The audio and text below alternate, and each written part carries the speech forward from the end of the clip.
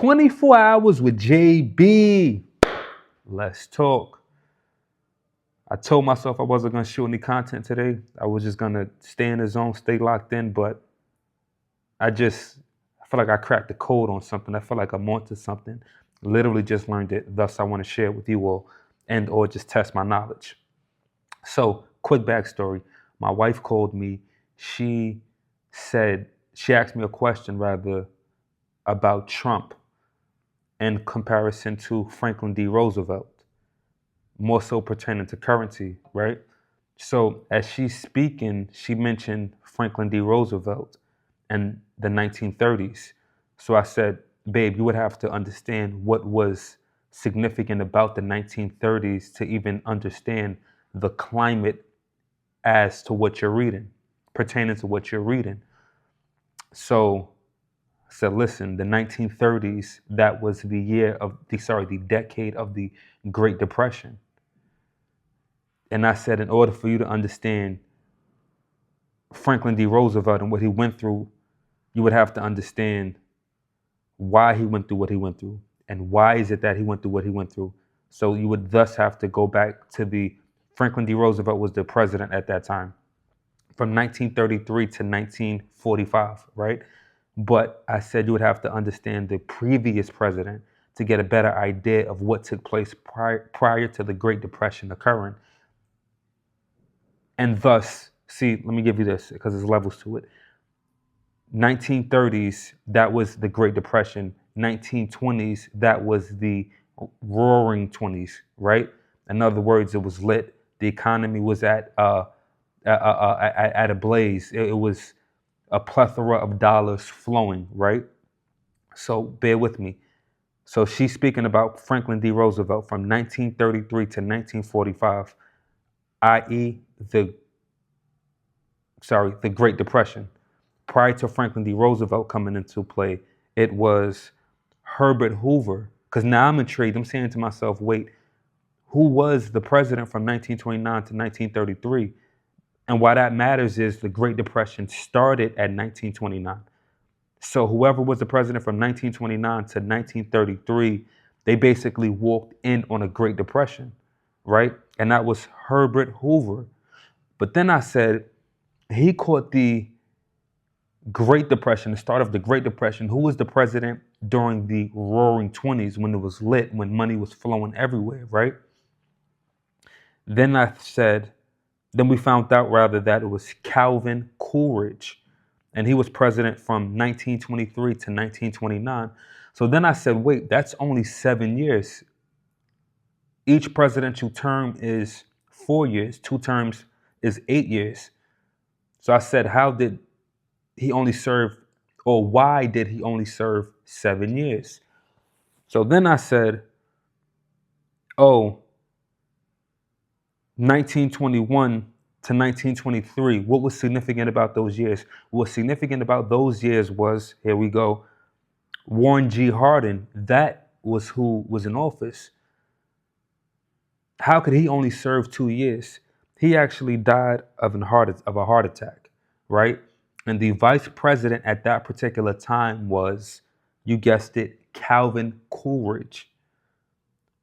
So that's how he comes into office, because he's the vice president. Something happens to the president, so thus he's automatically elected president of the United States.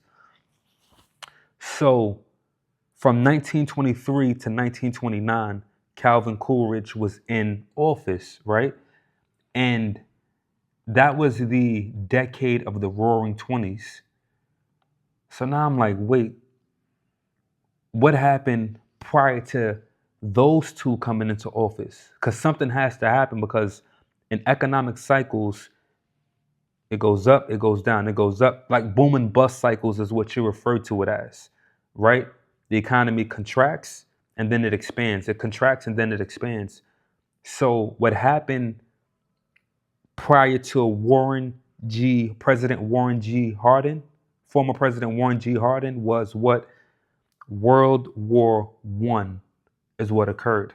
And World War I occurred from 1914 to 1918, right? July 14th, 1914 to be exact, to November 11th, 1918 to be exact.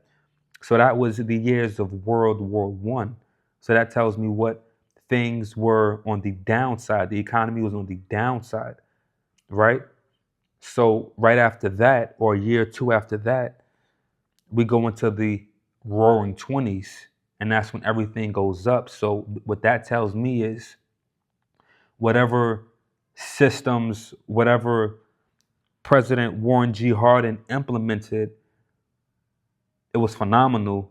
So much so that Calvin Coolidge was able to take over thereafter and continue to continuously to cause the economy to rise, i.e., the Roaring Twenties. Right, The Great Gatsby is a good movie to watch as well to get a better idea of how extravagant, how much of a fiasco the 1920s. Right, phenomenal, magnificent, elegant.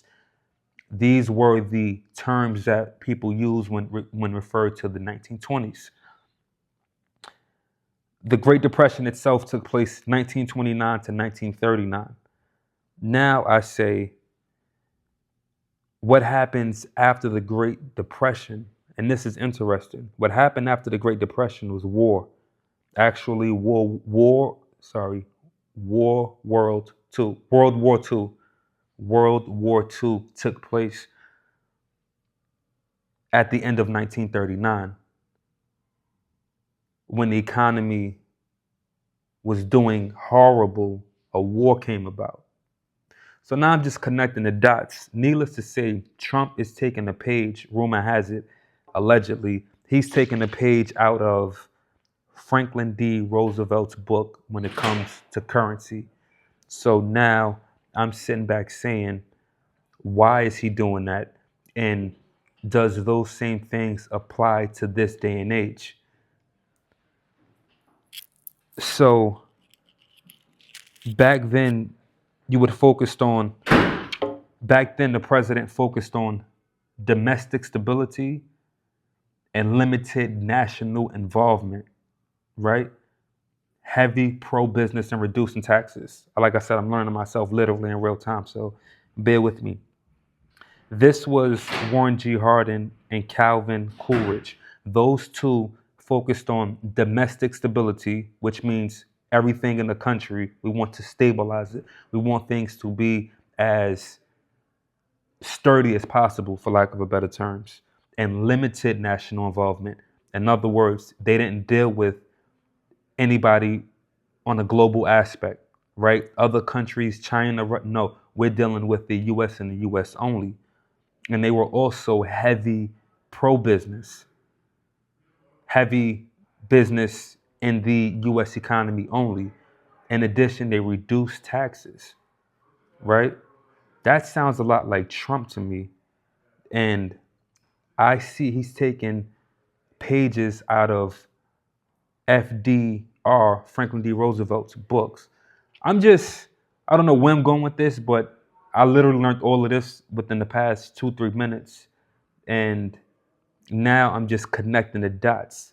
And it's funny because when you start learning one thing, you find yourself learning another and learning another and learning another. And sometimes that could be a little frustrating. But prior to today, I never even thought about who was president the years leading up to the Great Depression, what years the Great Depression were, and what years were the Roaring Twenties were exactly. Even down to World War One and World War II, I didn't realize that World War One took place before the Roaring Twenties, and World War II took place after the Great Depression. So now I'm just connecting the dots and seeing where we are now. You could argue due to the stock market having 2 bullish years back to back, right? The S&P rising 20% plus in 2 years back to back. You could argue that this is a year or two out of the Roaring Twenties. One last thing. The Great Depression was only called the Great Depression because white men were suffering. White men were not doing good, right? They were doing bad. So therefore, the world was over, right? White man struggling. Oh no, this can't take place. i.e., the Great Depression. Blacks been struggling though, heavy on investments.